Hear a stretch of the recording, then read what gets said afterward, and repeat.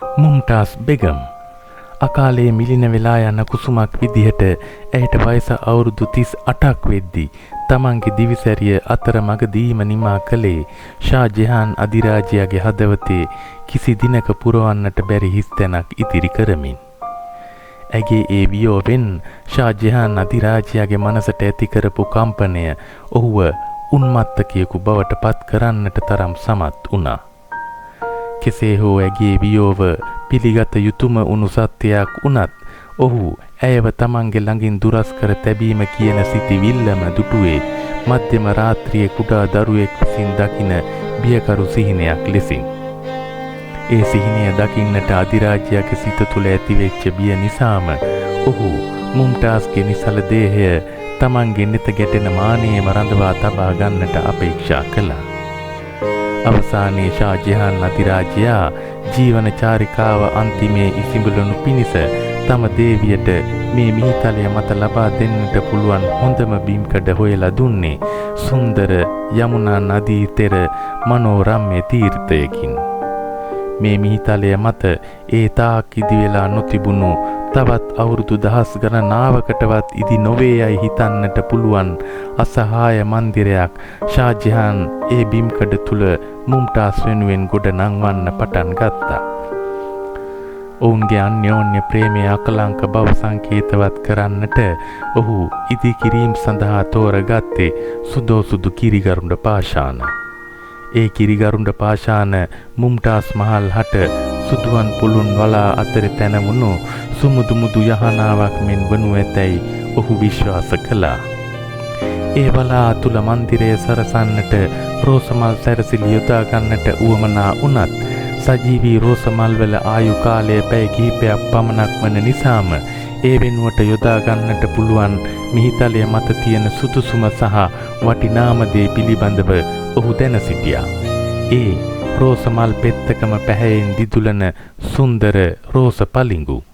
ඔහු අපේක්ෂා කළ තත්ත්වයේ රෝස පලිඟු මේ මිහිතලය මත තිබුණේ ශ්‍රී ලංකාව තුල විතරයි. රෝස පලිඟු එක ගලක් දෙකක් වෙනුවට රෝස පලිඟු කඳු යායක්ම හිමි කර ගන්නට තරම් මේ සුන්දර ශ්‍රී ලංකාව පුණ්‍යවන්ත වෙලා තිබුණා. ඉතින් ඒ රෝස පලිඟු සැරසිල්ලෙන් සමලංකෘත ටජ් මහලේ වාකවුළු අතරින් යමුනා නදී තීරයේ දිය තලාව පිසගෙන එන සීතල සුළං රැලි අදටත් ගලාගෙන ඇවිල්ලා මුම්ටාස්ගේ සිය ළඟ රෝස සුවඳ විසිරුවමින් හිඳිනවා. අප සතුව තියෙන ඒ මහා ධන නිදානය අද හඳුන්වන්නේ රෝස තිරිවාන කඳු වැටිය විදිහටයි. දඹුල්ල අනුරාධපුරයේ පාරේ මඩාටුකම හන්දියෙන් හැරිලා ආණ්ඩියාගල පැත්තට යනකොට ගල්කිරියාගම උල්පතගම රණවගම් මානේදී හමුවන ඒ ඉසව්ව තරණය කරන්නයි අද බැඳි මම්පෙත දිගේ අද අපි මේ ගමන් කරන්න උත්සාහ කරන්නේ. රෝස තිරිවාන කඳුවැටිය දක්වා ගමන් කරන මේ මාවත දිගේ යන ගමන්ම දැකගන්න, හඳුනගන්න සහ දැනගන්න වගේම කතා කරන්නත් බොහොමයක් දේවල් අප සතුයි. මහින්දි කොල්ලෑව වැව, ඉබ්බන් කටුව වැව, රණව වැව, දිග්ගන් නෑව වැව සහ කලා වැව කියන වාරි පද්ධති කිහිපයකින් වට වෙලා තියෙන මේ කඳුවැටියට අයත් බිම් ප්‍රමාණය හෙක්ටයාර 1005ක්. තනිකරම රෝස තිරිවාන වලින් පමණක් නිම වෙලා තියෙන ඒ කඳුවැටි 7ක එකතුවක්. මඩාටුකම ආණ්ඩියාගල මහා මාර්ගයේ ඉඳලා රෝස තිරිවාන කඳුවැටිය දක්වා ඇවිදගෙන යන්න තියෙන මාවතේ අපිට ඉස්සර වෙලාම හමු වෙන්නේ තවත් අතිවිශේෂ පාරිසරික පද්ධතියක්. එය තනිකරම නාගස් වලින්ම පමණක් නිර්මාණය වෙච්ච නාවනාන්තරයක්. ඒ නාවනාන්තරය අස්සෙන් වැටිලා තියෙන පෙත්මග තරණය කළාට පස්සෙයි අපිට රෝස තිරිවාන කන්ද මුණ ගැහෙන්නේ. ඉතින් කන්දට යන්න කලින් අපිට නාවනය හමු වෙන නිසාම කඳුවැටිය ගැන කියන්න කලින් මේ නාවනාන්තරය ගැන කියන්නත් කරුණු කාරණා රාශියක් තියෙනවා. ඒ අනුව අද අපේ හදබැඳි මම්පෙත සංචාරය එකම මගක සෙවණැලි පැටලෙන ඓතිහාසික පරිසර පද්ධති දෙකක් පිළිබඳව කෙරෙන විවරණයක්. ඉතින් අපි දැන් මේ පියමනිමින් ඉන්නේ ඒ සංචාරේ පළමු අදියර තුල. ඒ ජාතික නාමල් උයන. කලින් කිව්වා වගේම මේ වනාන්තරය තනිකරම පාහේ නිර්මාණය වෙලා තියෙන්නේ නාගස්වලින්. මේ පරිසර පද්ධතියට ජාතික නාමල් උයන කියන නාමය ලැබෙන්න හේතුව වෙන්නේ වනවාසී රාහුල හිමියන්ගේ අප්‍රතිහත කැපවීම සහ උනන්දුව නිසාම මේ ශ්‍රී ලංකාවේ ජාතික වැදගත්කමකින් යුක්ත පරිසර පද්ධතියක් විදිහට රජය විසින් ප්‍රකාශයට පත් කිරීමයි. රෝසතිරිවාන කඳුවැටිය පාමුල අක්කර 260ක පමණ වපසරියක් වසා පැතිරිලා තියෙන මේ වනාන්තරය අදට ස්වභාවික එකක් විදියට පෙනුනත් ඇත්තෙන්ම එය මිනිසා විසින් කෘතිමව වගා කරන ලද වනාන්තරයක්. මේ වනාන්තරයේ ඇතුලේ නාගස් වර්ග 3ක් හඳුනගන්න පුළුවන්. නා, දියනා සහ බටුනා විදියට හැඳින්වෙන ඒ ප්‍රභේද වලින් බටුනා ප්‍රභේදය ලංකාවටම ආවේනික වෙච්ච වර්ගයක්. තියෙන අඩියක් ගානේ නාකොළම පෑගෙන නාමල් පෙතිම පෑගෙන ගන්න හුස්මක් ගානේ නාමල් වලින් ගලා එන සුවඳින්ම විතරක් ලය මඩල පිරීලා ඉතිරිලා යන මේ වනාන්තරයේ ඇතුලේ දෙවන පෑතිස් රජ දවසේ ඉඳලා පහළට ගලාගෙන එන එක යුගවලට නෑකම් කියන ආරාම නටබුන් දැක ගන්න පුළුවන්. ඒ වයින් පොළවෙන් උඩට මතු කරගෙන තියෙන්නේ අතලොස්සක් පමණයි.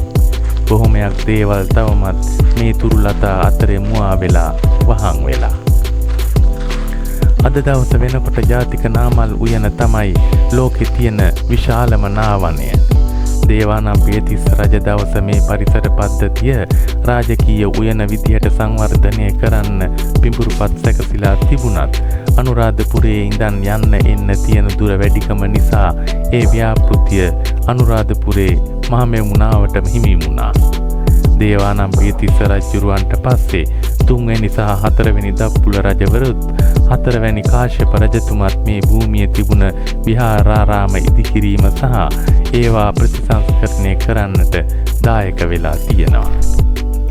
ක්‍රිස්තු වර්ෂ 924 දී ලංකාවේ රාජ්‍ය පාලනය හිමි කරගත්ත 4 වෙනි කාශ්‍යප රජතුමා මුළු ලෝකෙම පෙරලියක් ඇති කරමින් ඉතිහාසයේ එන එතුවක් කාලයකට මෙතුවක් කාලයකට ප්‍රකාශයට පත්වෙච්ච පළවෙනි මිනිස් අභය භූමිය ප්‍රකාශයට පත් කළා.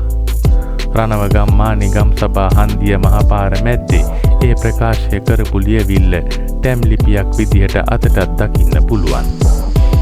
විවිධාකාර වැරදි කිරීම හේතුවෙන් රාජ උදහසට ලක් වෙලා දඬුවම් ලබපු මිනිස්සු පුනරුත්ථාපනය කිරීම පිණිස ඔහු මේ අභය භූමිය නැතිනම් එලිමහන් සිර කඳවුර බිහි කළා. අවියායුධ අතට ගත්තු රාජ්‍ය සේවකයින්ට ඒ සීමාවෙන් ඇතුල් වීම වගේම ඒ සීමාව ඇතුලේ ඉන්න දඬුවමට ලක් වෙච්ච අයට ඉන් පිටවීමත් තහනම් කළා. ඒ පුනරුත්ථාපනය වෙමින් හිටිය මිනිස්සු විසින් කළ යුතුව තිබුණේ ඒ පරිසරය තුල තිරිවාන කඳුවැටිය පාමුල නාපැල රෝපණය කිරීමයි. ඔවුන්ගේ දෑතින් අවුරුදු දහස් ගණනාවකටත් කලින් මේ බිමේ රෝපණය වෙච්ච නාගස් අදටත් ඒ මිනිසුන්ගේ ජීවන අන්දරය හංගගෙන නිහඬවම ඉන්නවා. ඒ නා වෘක්ෂයන්ගේ බාල පරම්පරාව එකා දෙන්න බැගින් මියදී වැටෙන වැඩිහිටියන්ගේ අඩුව පුරවාලමින් ඉන්නවා. නාගස කියන්නේ මේ භද්‍ර කල්පයේදීම බුද්ධත්වය ලබන්නට බලාගෙන ඉන්න මෛත්‍රී බෝධිසත්වයින්ගේ බෝධීන් වහන්සේ.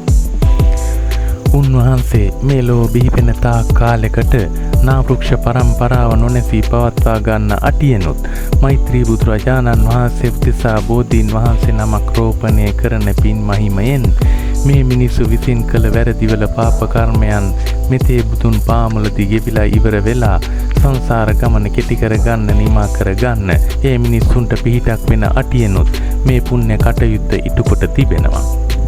රටවැසියන් කෙරේ ඒ තරමටම හෘදයාංගම වෙලා කටයුතු කරපු පාලකයොත් මේ රටේ බිහි වෙලා තියෙන බව දැනගෙන සිටීම වැදගත්. ඉහළ තිරිවාන කන්දට ඇදහැලිලා පහළට ගලාගෙන ඇවිත් විටක භූගතවත් තවත් විටක උල්පතක් ලෙස ආයෙත් උඩට මතුවෙලත් දිය පහරවල් විදිහට ගලාගෙන යන පුංචි දිය දහරා කීපයකුත් මේ පරිසරය සුන්දර කරනවා. ඒ වතුරේ තියෙන ඉහළ ලවන ඝනත්වය නිසාත් නාකොළ මල් මුල් ඇසුරේ ගලාගෙන යන නිසාත් මේ දිය දහරාවන් ඖෂධීය ගුණයෙන් අනූන බවයි කරුණු කාරණා දන්නා අය පවසන්නේ. ඉතින් මේ නා වනාන්තරයේ මග ගෙවාගෙන ඇවිත් රෝස තිරිවාන කඳුවැටිය පාමුලට ලං වෙනකොට අර මහ රූස්සෙට තිබුණු ගස් ටිකෙන් ටික මිටි වෙලා කේදෑවි වෙලා ගිහින් එක තැනකදී නවතිනවා. එතනින් එහාට එක යායට දැස්මානෙට පේන්න තියෙන්නේ තිරිවාන ගල් යාය. ඒ ගල් යායේ තැනින් තැන පුංචි පුංචි ගස් කීපයක් හැදිලා තිබුණත් එයාලගේ කඳ දිහා බැලුවාම කියන්න පුළුවන් ඒ අය මේ තාක් කාලයකට ජීවත් වීම පිණිස විඳ දරාගත් දුක් කන්දරාව. මෙහෙම මිටියට පුංචියට පේන්න හිටියට එයාලගේ වයසත් අවුරුදු දහස් ගණනාවක් කියන එක නම් ඒකාන්තයි.